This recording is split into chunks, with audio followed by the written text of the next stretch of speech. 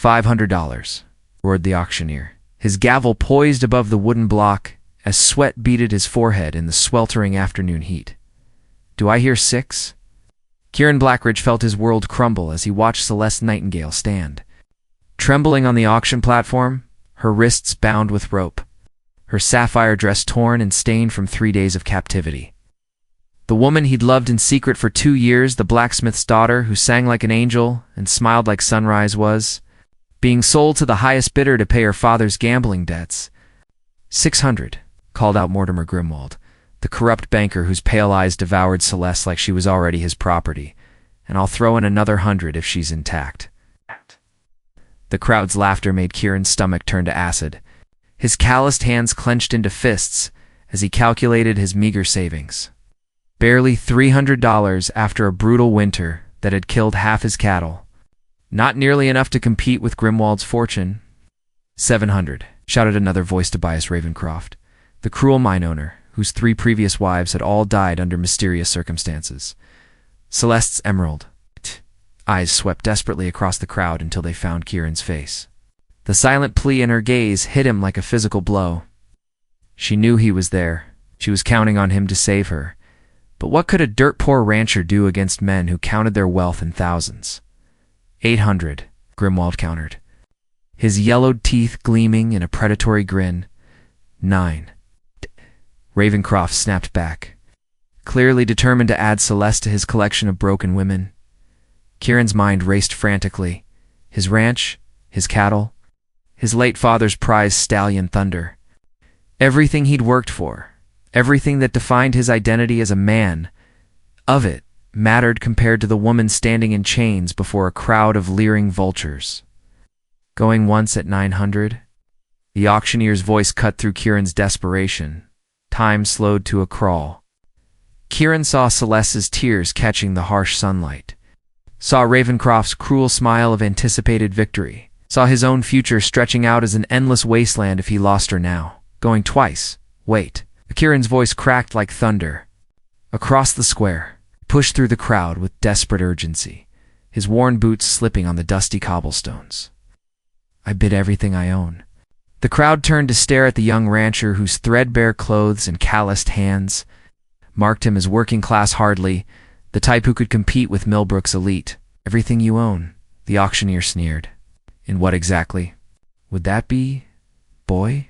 Kieran's jaw tightened at the dismissive tone, but his eyes never left Celeste's face. The Blackridge ranched 2,000 acres of prime grazing land. My herd of 50 head of cattle, my horses, including Thunder, the finest. Stallion in 3 counties. My cabin, my equipment, my savings.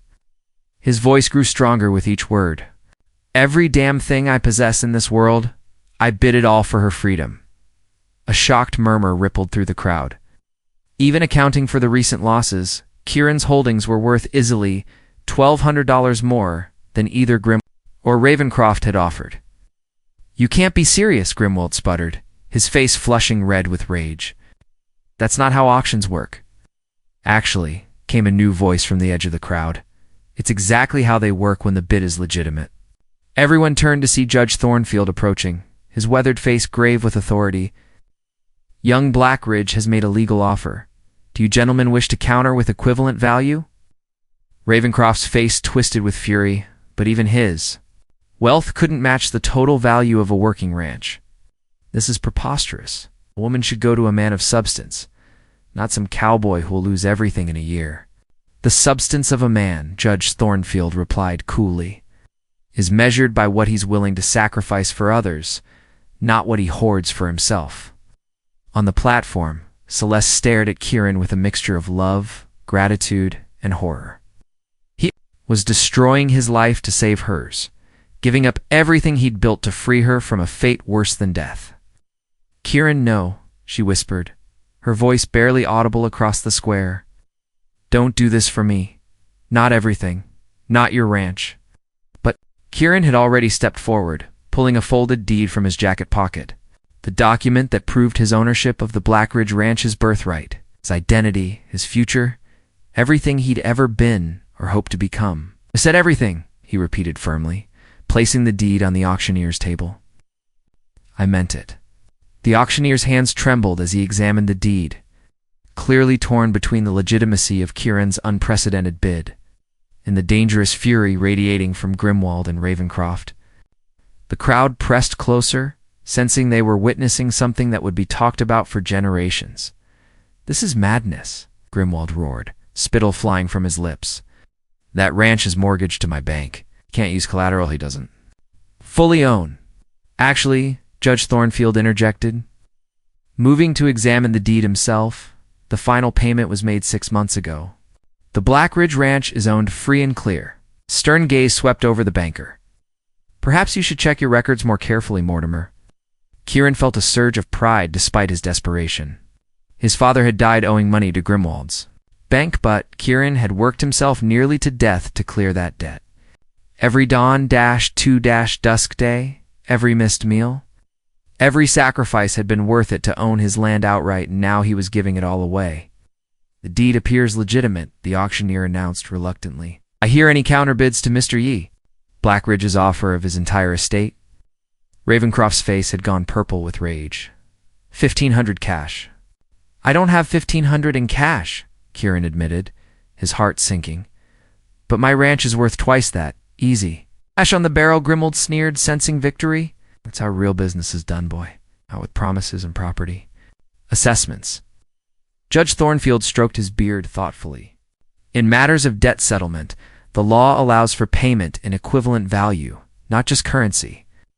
However, the property would need to be independently appraised. There's no time for that." Kieran interrupted desperately. "By the time appraisers arrive, she'll be—" He couldn't finish the sentence. Couldn't voice what these monsters would do to Celeste once they got her alone. 1,600? Ravencroft shouted triumphantly. 17. Grimwald countered, determined not to be outdone by his rival. Celeste closed her eyes in despair as the bidding spiraled beyond anything Kieran could match in cash.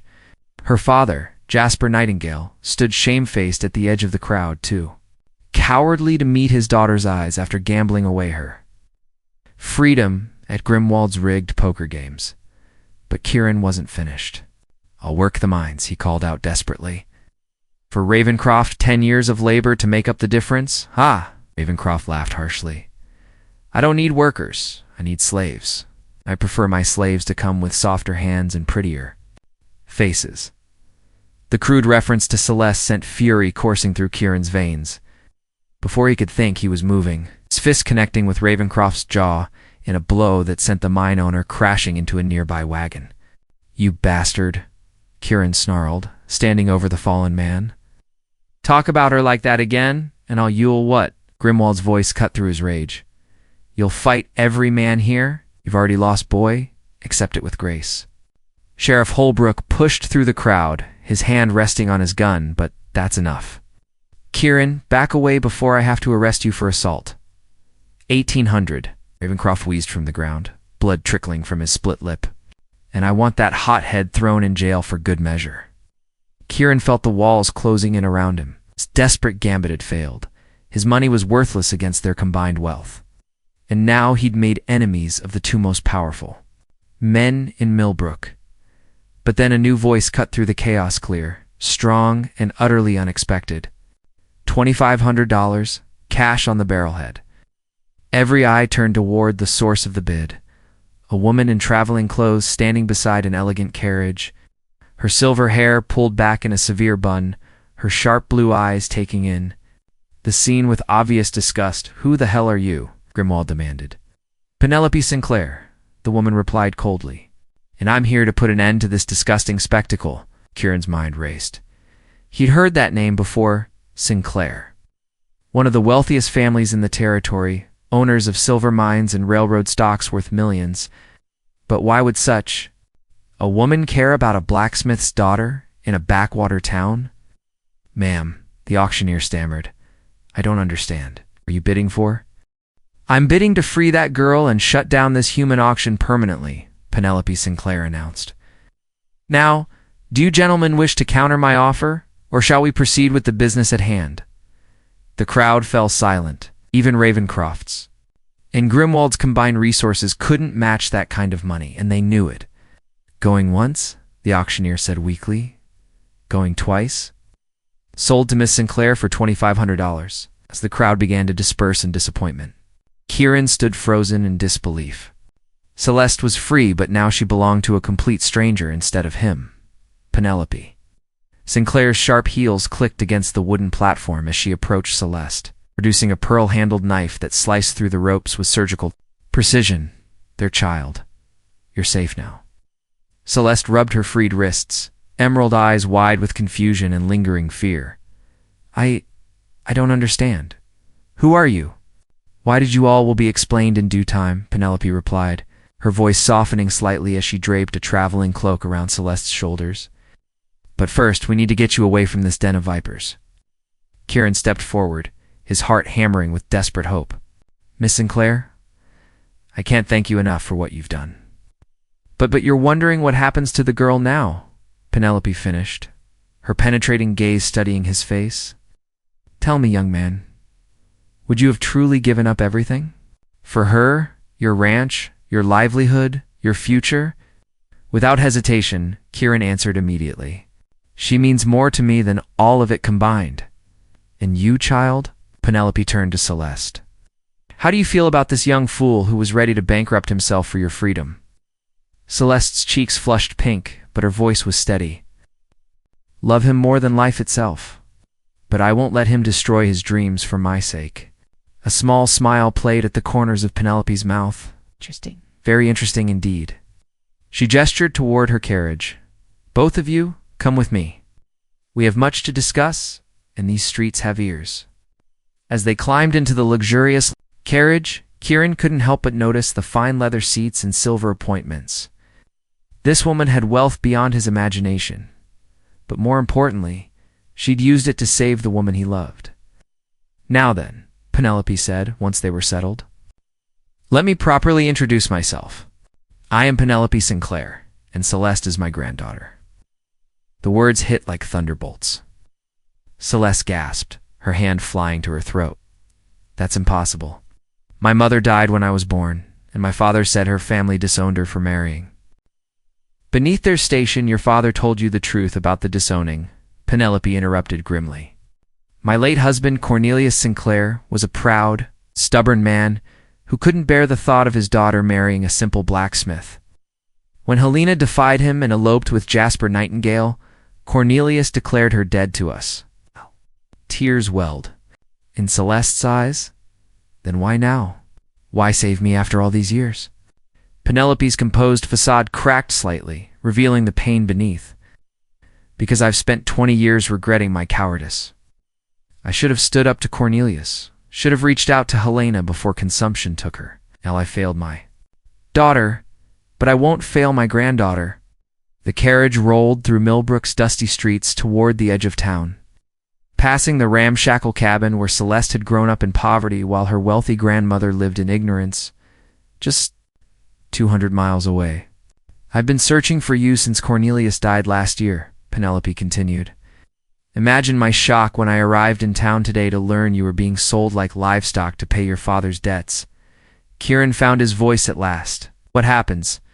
Now, I mean, Celeste is free, but he couldn't bring himself to voice his deepest fear that this reunion meant losing her. Forever to a world of wealth and privilege he could never enter. Now, Penelope said firmly, we right some wrongs. First, your father's debts will be paid in full. Second, Celeste will take her rightful place as my heir. And third, she paused, studying Kieran with calculating eyes. We'll see what kind of man you really are. The carriage pulled up beside a modest hotel on the outskirts of town. As they disembarked, Penelope handed a thick envelope to Kieran. Inside, you'll find the deed to your ranch which I purchased from the auction house. For the full appraised value, along with enough money to restock your herd and make improvements. Kieran stared at the envelope like it might bite him. I can't accept this. It's charity, and I won't. It's not charity, Penelope cut him off sharply. It's a test. You were willing to sacrifice everything for love. Now I want to see if you're man enough to build something worthy of my granddaughter. Grandmother Celeste interjected, her voice trembling with emotion. You don't understand, Kieran and I. We've never, even that is, we haven't what? Declared your feelings? Courted properly? Penelope's laugh was surprisingly warm. Child, I saw the way you looked at each other in that square. Some bonds transcend social conventions. She turned back to Kieran, her expression growing serious. I'm offering you a chance, young man. It takes 6 months to prove you can build a successful ranch, demonstrate you're worthy of providing for my granddaughter. If you succeed, you'll have my blessing to court her properly. If you fail, I won't fail, Kieran said quietly, his steel-gray eyes blazing with determination. Not when the stakes are this high. Celeste reached out tentatively, her fingers brushing against his hand. Kieran, you don't have to do this. You don't have to prove anything to anyone. He turned her hand over in his, marveling at the softness of her palm against his work-roughened skin. Yes, I do. Not for her. He nodded toward Penelope. But for you.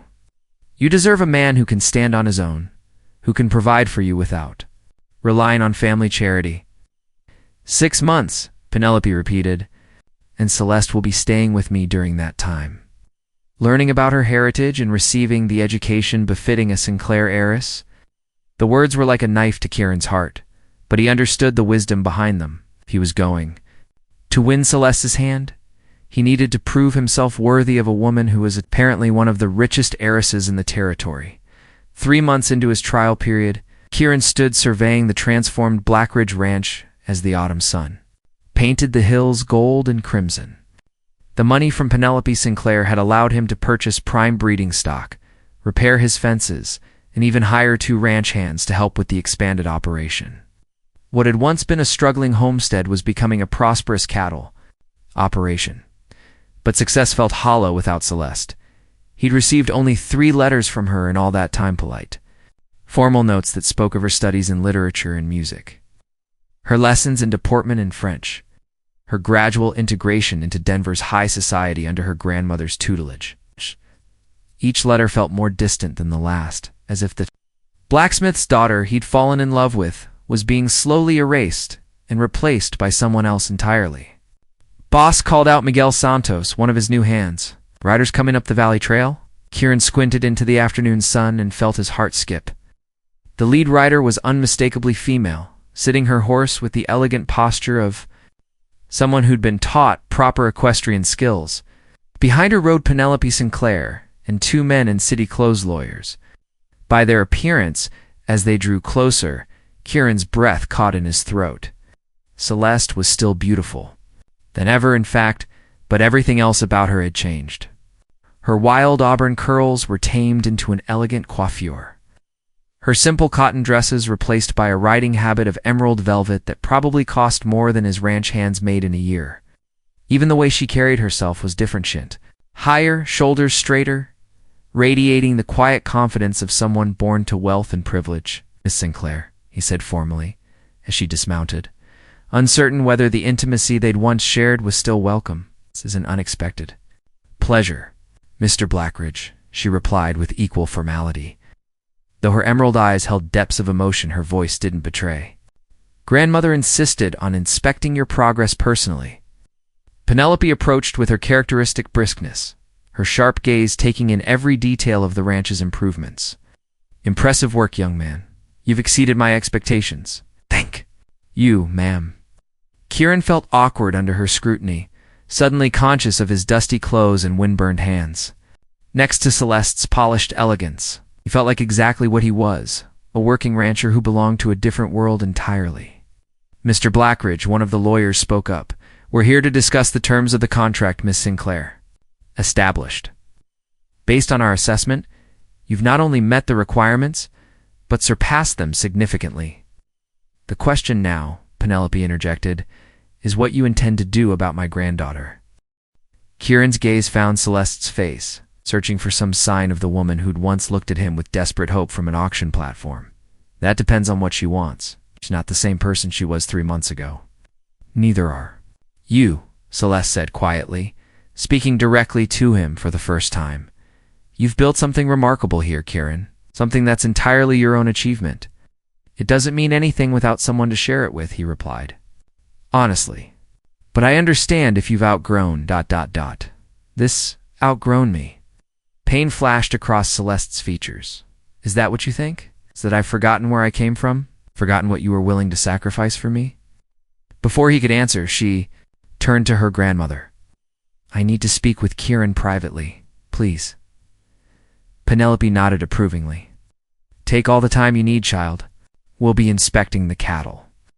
Once they were alone, Celeste's careful composure cracked. Do you have any idea how hard these 3 months have been? Learning to be someone I'm not, pretending to care about things that don't matter, all while missing you so desperately I could barely breathe. Then why did the letters sound so... Kieran struggled for words. So distant? Because grandmother reads everything I write before it's sent, Celeste admitted. She's been testing me, making sure I don't revert to common behavior as she puts it, but Kieran, I never stopped loving you. Not for a single moment. Relief flooded through him like a dam bursting. I thought I'd lost you to that world of wealth and privilege. Thought you'd realized you deserved better than a dirt poor. Rancha, you're not dirt poor anymore, she pointed out with a slight smile. And even if you were, it wouldn't matter. I don't want a life of empty luxury in drawing rooms and ballrooms. I want a life with you, building something real together. He reached for her then, his calloused hands cupping her face with infinite gentleness. Are you sure? 'Cause if we do this, there's no going back. Your grandmother might cut you off entirely. Actually, came Penelope's voice from behind them. I won't. They turned to find her approaching with an expression of satisfaction. Did you really think I couldn't hear every word from 50 yards away? I've been testing both of you, him to see if he could build a life worthy of you, and you to see if wealth would corrupt your heart. Celeste stared at her grandmother in amazement. This was all planned? Not planned exactly, but hoped for, Penelope admitted. You see, child? I married for love once, too. Your grandfather wasn't wealthy when I met him. He was a prospector with more dreams than sense. But he loved me enough to work himself nearly to death, proving he could provide for me. And I loved him enough to risk my family's disapproval. Smiled sadly. Unfortunately, success changed Cornelius. He became so focused on building an empire that he forgot what truly mattered. I won't let that happen to you. As winter settled over the Blackridge Ranch, Kieran and Celeste's courtship bloomed like wildflowers in spring rain. Penelope had purchased a small cottage in Millbrook, allowing her to oversee their relationship, while giving the young couple space to rediscover each other outside the constraints of formal society. Every evening after the ranch work was done, Kieran would ride into town to call on Celeste properly, bringing small gifts he'd crafted himself, a carved wooden locket, a bouquet of winter berries, a poem written in his careful hand. She would play piano for him in Penelope's rented parlor, her voice soaring through ballads that made his heart ache with longing, but it was during their chaperoned walks through Millbrook's quiet streets that they truly fell in love all over again. The desperate attraction born of crisis had matured into something deeper, a partnership built on mutual respect, shared dreams, and the unshakable knowledge that they were stronger together than apart. I have something to confess, Celeste said one snowy December evening as they paused beneath a street lamp, her breath forming silver clouds in the frigid air. Those lessons grandmother insisted upon, the French and deportment and music, I hated every minute of them. Kieran chuckled, adjusting the woolen shawl around her shoulders. I could tell from your letters, or rather from what your letters didn't say. But I did learn one thing that made it all worthwhile, she continued, her emerald eyes sparkling with mischief. I learned that I never want to be anyone other than exactly who I am, Celeste Nightingale, daughter of a blacksmith, granddaughter of a silver baron, and hopefully someday, wife to the finest rancher in Colorado Territory. His heart stopped. Celeste... I'm not proposing to you, she laughed, though her cheeks were pink with more than cold. That's your job. I'm simply making my intentions clear. Before he could respond, a commotion erupted from the direction of the saloon. Shouts and breaking glass suggested a brawl was underway, uncommon in Millbrook on a Saturday night. But something about the angry voices made Kieran tense with alarm. That's him, someone roared. That's the bastard who stole our jobs. Through the saloon's swinging doors stumbled Miguel Santos, blood streaming from a gash above his eye. Behind him came a mob of angry men led by Tobias Ravencroft, the mine owner who'd never forgiven Kieran for humiliating him at the auction. "There's nowhere to run, Santos," Ravencroft snarled. "You and your friend think you can come here and take work from honest Americans?" Kieran saw red. Miguel was a good man who'd lost his ranch in Texas to a drought and come north seeking honest work. The fact that he spoke with an accent didn't make him less deserving of employment. But Ravencroft had been poisoning minds against him for weeks. "Stay here," Kieran ordered Celeste, already moving toward the confrontation. "Like hell," she shot back, hiking up her skirts to match his pace. "That's our friend they're threatening." The mob had cornered Miguel against the general store, their faces ugly with drink and manufactured hatred. Ravencroft held a broken bottle, clearly intent on doing serious harm. "That's enough." Kieran's voice cut through the chaos like a whip. "Crack. Miguel works for me, and any man who touches him answers to me." Well, Ravencroft sneered, turning to face him. "If it isn't the ranch boy who thinks he's better than his betters, come to defend your pet Mexican?" "I've come to defend my friend," Kieran replied coldly, his hands hanging loose at his sides in the deceptively casual stance of a man who knew how to fight. "If you don't like it, we can settle this like men, instead of cowards who need a mob for courage." The crowd's bloodlust shifted focus from Miguel to Kieran, sensing the promise of better entertainment. But before violence could erupt, Penelope Sinclair's voice rang out across the street. "Tobias Ravencroft, what exactly do you think you're doing?" The mine owner's bravado wilted slightly as he recognized one of the territory's wealthiest women. "Miss Sinclair, this doesn't concern you." "Any attempt to harm my granddaughter's intended, and his employees concerns me greatly," Penelope replied with Arctic calm, "especially when it's motivated by the wounded pride of a man who can't accept losing gracefully." "Intended?" Several voices echoed, and Kieran realized Penelope had just publicly announced their engagement before he'd even proposed. Celeste squeezed his arm, her eyes dancing with suppressed laughter. "I believe grandmother just forced your hand, my love." "I was planning to ask properly," he murmured, "with a ring and everything." "Ask me now," she whispered urgently as the crowd's attention focused on the confrontation between Penelope and Ravencroft. "Right here, right now, in front of everyone." His heart hammered against his ribs. This wasn't how he'd imagined proposing in the middle of a street fight, without a ring, with half the town watching, looking into Celeste's emerald eyes. He realized it was perfect. Their love had been born in crisis and forged in adversity. Why should their engagement be any different? Dropping to one knee right there in the snowy street, Kieran took her gloved hand in his. "Celeste Nightingale, will you do me the honor of becoming my wife?" "Yes," she cried, loud enough for everyone to hear. "Yes, yes, 1,000 times yes." The crowd erupted in cheers and applause, the mob's ugly mood broken by the romance of the moment. Even some of Ravencroft's supporters found themselves clapping, caught up in the emotion despite themselves. Ravencroft, however, was not so easily swayed. "This changes nothing," he snarled. "Mark my words, Blackridge, I'll see you ruined before I let you prosper in my territory." But his threat fell flat. The moment belonged to love, not hatred, and the gathered townspeople were already dispersing, to spread word of the engagement throughout Millbrook, the wedding of Kieran. Blackridge and Celeste Nightingale Sinclair was set for the first Saturday in May, giving the couple 6 months to plan what had become the social event of the decade. Penelope spared no expense, importing flowers from California, musicians from San Francisco, and enough champagne to float a riverboat. But as spring arrived and the wedding drew near, shadows gathered around their happiness. Tobias Ravencroft's threats had proved more than empty bluster.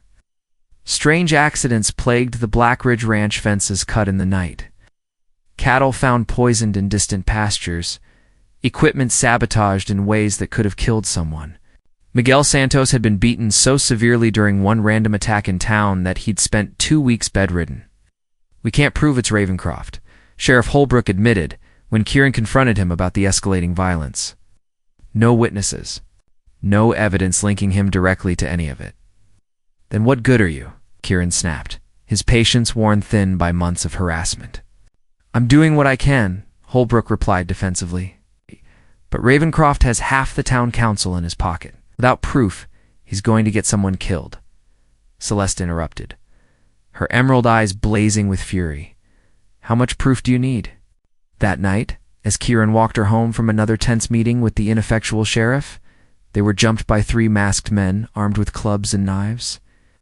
The attack was swift and brutal, clearly intended to cripple or kill rather than merely intimidate. Kieran fought with desperate fury, his fists and boots finding their marks even as knife blades slashed at his arms and shoulders. But he was outnumbered and taking serious damage when Celeste proved she was still the blacksmith's daughter beneath her lady's finery. Grabbing a fallen tree branch, she waded into the melee with a war cry that would have made her Viking ancestors proud. Her first swing cracked across the lead attacker's skull, dropping him like a stone.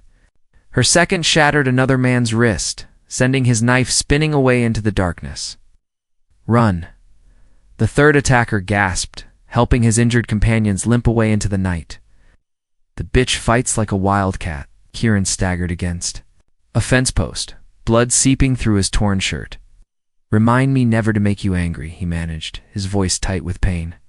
Are you hurt badly? Celeste demanded, her hands fluttering over his wounds with tender concern. I'll live. But this has to stop, Celeste. Ravencroft's not going to quit until one of us is dead. She helped him back toward town, her mind racing with possibilities. Then we need to make sure he stops voluntarily. How do you propose we do? Leave that to me, she said with a smile that would have chilled Ravencroft's blood if he could have seen it. I learned more than French and deportment during my time with grandmother. The next morning, Tobias Ravencroft received an unexpected visitor at his mine office. Celeste Sinclair swept into the room like an avenging angel, her traveling dress immaculate, her manner that of a woman born to command. Miss Sinclair, Ravencroft stammered, clearly caught off guard. What brings you to my humble establishment? I think you know exactly why I'm here, Tobias, she replied coolly, settling into a chair without being invited. The question is whether you're intelligent enough to listen to reason. I'm afraid I don't understand the attacks on my fiancé and his ranch. Celeste cut him off sharply. They stop now, or you'll discover just how ruthless the Sinclair family can be when our interests are threatened. Ravencroft's mask of confusion slipped slightly. I have no idea what you're talking about.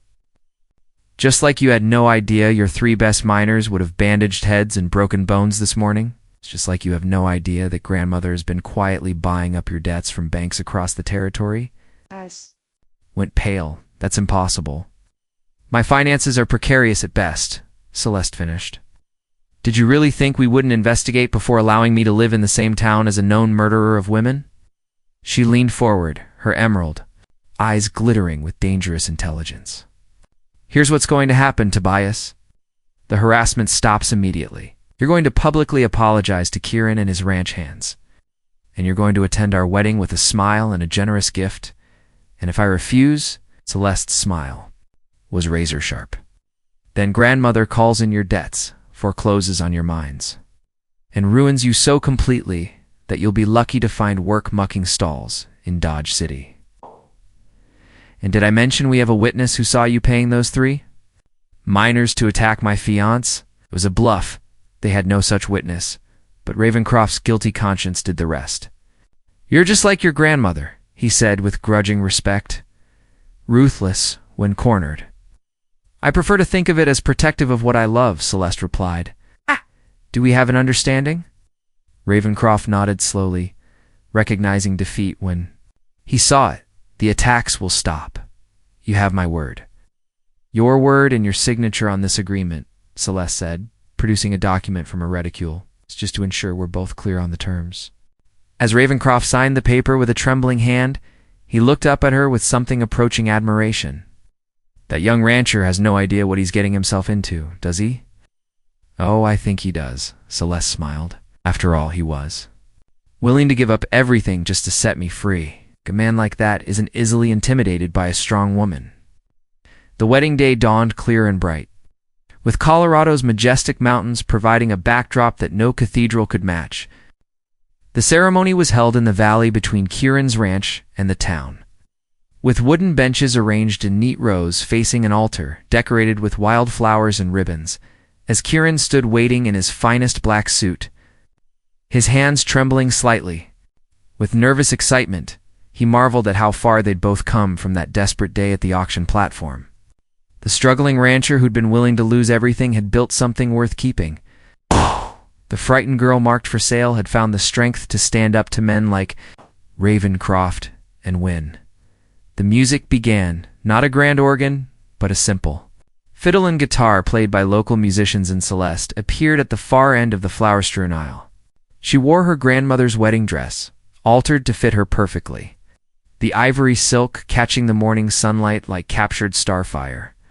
But it was her radiant smile that truly took Kieran's breath away. Penelope Sinclair walked beside her. Granddaughter, having insisted on giving the bride away since Jasper Nightingale had left town in shame after the auction incident. The older woman's eyes glistened with tears as she placed Celeste's hand in Kieran's.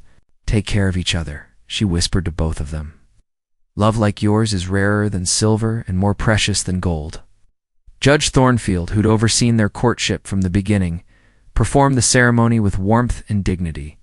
When he asked if anyone objected to the union, Tobias Ravencroft actually stood, but only to raise his champagne glass in a grudging toast, fulfilling his promise to attend with apparent good grace. "I now pronounce you husband and wife, Judge," Thornfield declared.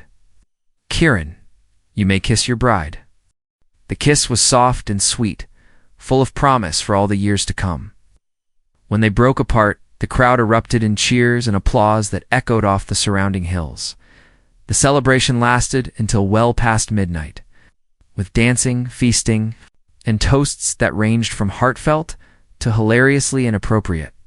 Miguel Santos, his injuries healed and his job secure thanks to Celeste's intervention with Ravencroft, gave a speech in both Spanish and English that had half the crowd in tears.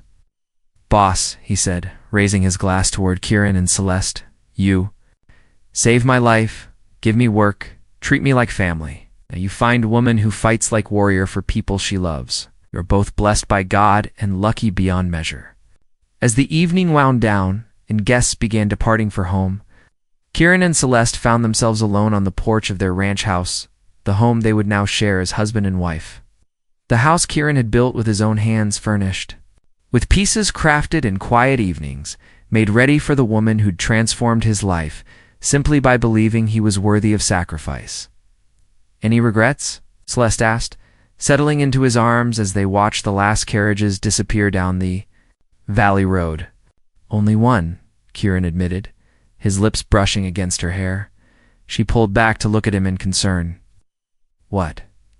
"I regret that it took an auction platform and a corrupt judge to bring us together. We wasted too many years loving each other. From afar, when we could have been building this life together all along." Celeste's laughter was like music in the mountain air. "Oh, my darling fool, don't you see? Everything that happened, the auction, grandmother's test, even Ravencroft's attacks, it all led us here. To this moment, to this life, to the absolute certainty that we can weather any storm as long as we face it together." She was right, Kieran realized. Their love story could have been simpler: rancher courting a blacksmith's daughter, a quiet wedding, a peaceful life. But it wouldn't have been theirs. They'd been forged in crisis, tested by adversity, and proven worthy of the extraordinary. Happiness they'd found in each other's arms. "So what happens now, Mrs. Blackridge?" he asked, savoring the sound of her new name. "Now we build our empire." She replied with the confident smile of a woman who'd learned she could accomplish anything she set her mind to. "We expand the ranch, raise children who know their own worth, and show the world that love doesn't make you weak kid, makes you invincible." 20 years later, as they stood on the same porch watching their 5 children play in the yard while their cattle grazed peacefully in the distance, Kieran would remember those words and know they'd been prophetic. The Blackridge Ranch had become one of the most successful in the territory. Their children, 3 sons and 2 daughters, had inherited their parents' strength, intelligence, and unwavering moral compass. But most importantly, their love had only grown deeper with time. The desperate attraction born of crisis had matured into a partnership, so strong it had become legendary throughout Colorado territory. People spoke of Kieran Blackridge, who'd given up everything to save the woman he loved; Celeste Sinclair Blackridge, who'd faced down corrupt judges and violent mine owners; to protect her family. Their story was told around campfires and in saloons, inspiring other couples to believe that true love could conquer any obstacle. But Kieran and Celeste knew the real secret of their success. They'd never stopped fighting for each other, never stopped choosing love over fear, never stopped believing that together they were stronger than anything the world could throw at them. The rancher had loved the girl held at auction, and he'd sold everything to get her back. But in saving her, she'd saved him right back. And together they'd built something that would last for generations, a love story worthy of the wild, magnificent country that had brought them together.